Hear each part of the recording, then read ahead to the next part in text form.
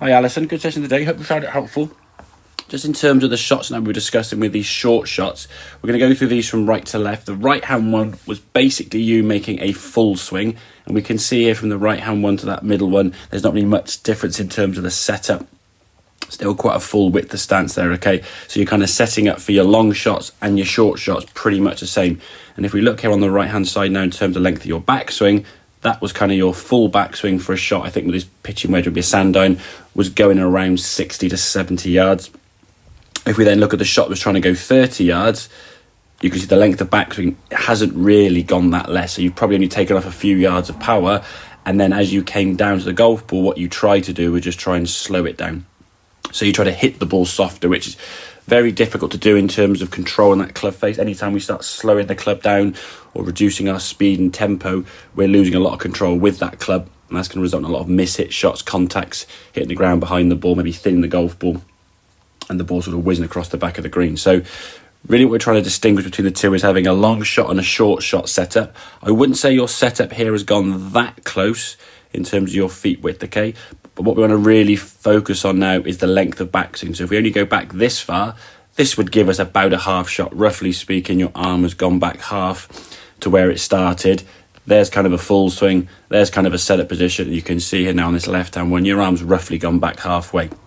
Now, as we obviously discussed in the session, what you thought was halfway, when you actually make a swing of it, it will go back a little bit further. And like I said, it doesn't matter where that club actually goes back, as long as you're able to accelerate, as long as you feel it somewhere around here, whether it goes here, here, here, or wherever, as long as it's short of a full swing by some margin and you're able to accelerate and the ball is obviously going your desired distance, doesn't really matter if it's a bit too far or a bit too short, likely going to be a bit longer most of the time. So we can see in terms of that length of backs, and you're then able to accelerate through the golf ball, get that weight onto that left side. Lovely kind of strike position here now. We can see sort of left arm, left shoulder, hands, the club and the shaft all in a straight line there, striking down the golf ball, a nice sort of movement through the golf ball there. And then when we try to go even shorter, this was, I think, sort of your hip high kind of swing feeling. As the club goes back to about kind of hip height, this would be about your 25-30 yard shot, and it did go 25-30 yards. We can just see in the actual swing itself it goes back a little bit further, but it doesn't matter. As I said, it's as long as you feel where the club is going back somewhere in this area. It's a lot shorter than way up here and having all this power stored, and then at the last second thinking, oh crikey, I've got to slow this club down an awful lot, because you have to follow through now.